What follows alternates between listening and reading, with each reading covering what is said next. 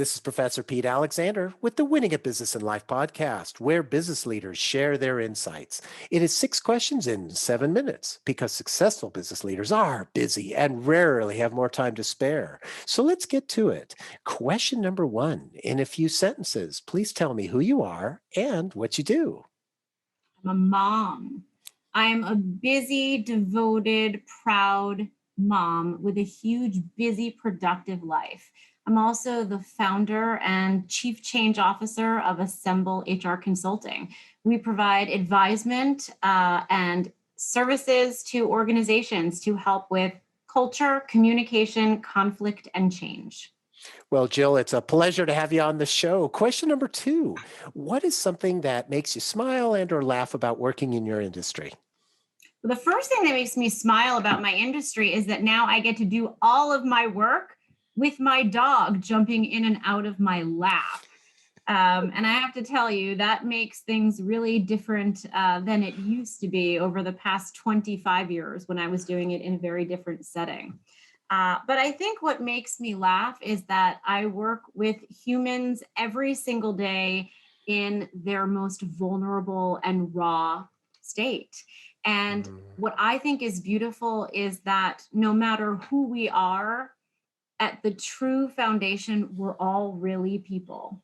And coming into almost any scenario, people frequently feel as though they're experiencing something truly unique, truly different. Perhaps they feel that their particular company is different or really special. The situation they're dealing with is unlike any other organization or any other culture than any other company. And what I get to enjoy is the unbelievable epiphany through my work that people are people are people are people. And we tend to go through similar challenges wherever we work, whatever type of team we're working on. And so for me, it's a laughter of community and humanness that we just need to grow as individuals. And no matter where we're working, we're all actually going through a similar journey.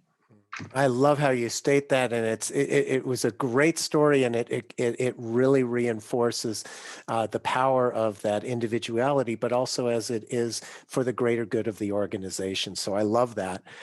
Question number 3, I have a fictitious book with all the answers for business. What chapter would you think most companies should read? Oh, people need to read the chapter on candid feedback. You want to elaborate a little bit?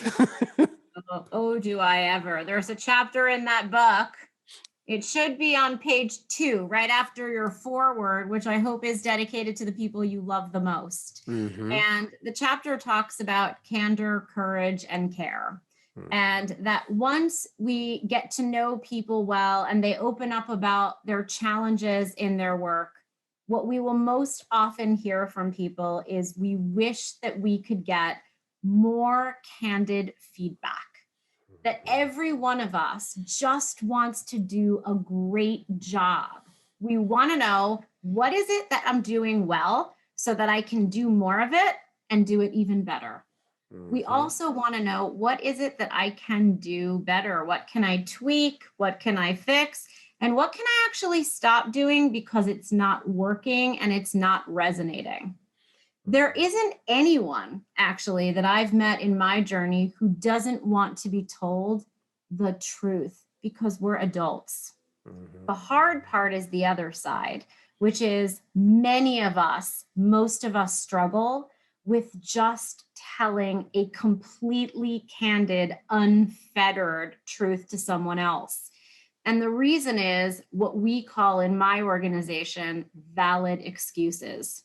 In the world of work, there are so many reasons that we hold back from telling each other what we really need to say. and we're just afraid. And so the chapter in that book is called Candor, Courage, and Care. And it's a leadership and feedback model that we've developed around how we can just say what we need to say and what we all want so desperately to hear, that would help us all accelerate our performance and move our teams and our organizations forward in the way that we all want to. I love it. And the passion in your voice is so great about that too. I love it. Question number 4, other than the generic work harder, have a great attitude, and care for customers, what advice or insight would you give to other business leaders? Life begins outside of your comfort zone. Mm. I love that. So, so basically, when you get out of your comfort zone, that's where you're going to learn and grow. How would you elaborate on that? Yeah, that someone told that to me during my career. It happened to me when I was pretty young in my career, and I was just promoted to a director level. And I remember thinking, I don't think I'm ready for this job. And I'm not actually quite sure why I was promoted into this job. And I summoned up the courage to walk into my boss's office. And I said to her, I don't know why you promoted me into this job. I have to be really honest with you. And I don't want to screw it up.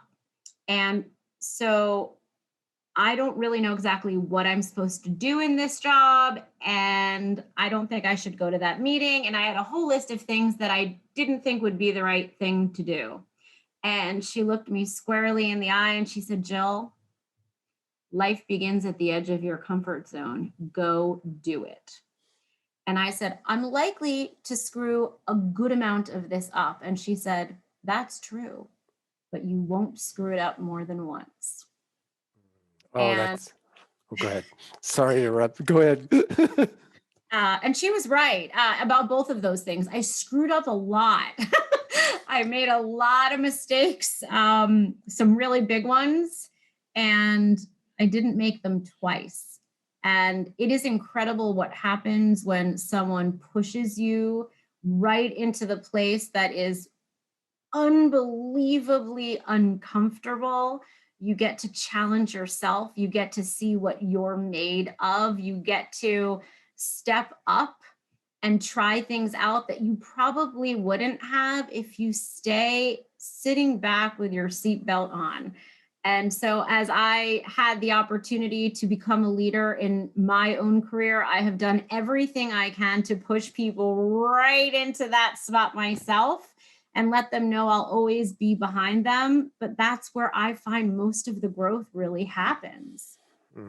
And as you were describing that, I was thinking about times in my career as well where I was in a similar situation. And, I 100% agree with you. You really do learn when you do step outside of your comfort zone, and you gain so much more confidence, both from the successes as well as the failures, because you learn. And as you said, you make that mistake once because you learn. So it's very powerful. Thank you so much for sharing that. Question number 5.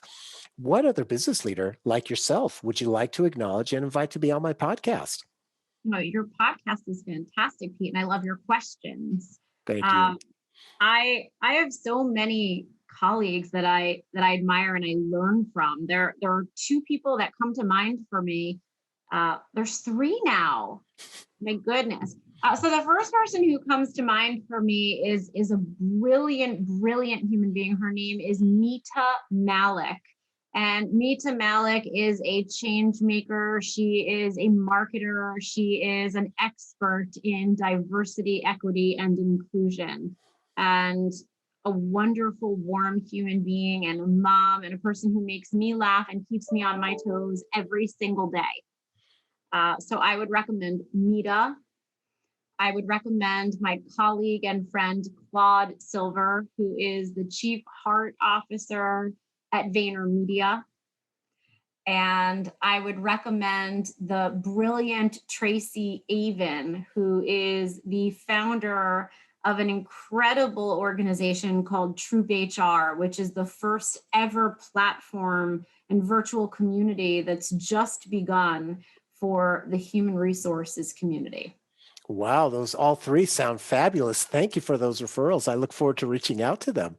And our final question, question number 6. Please tell me about your first job.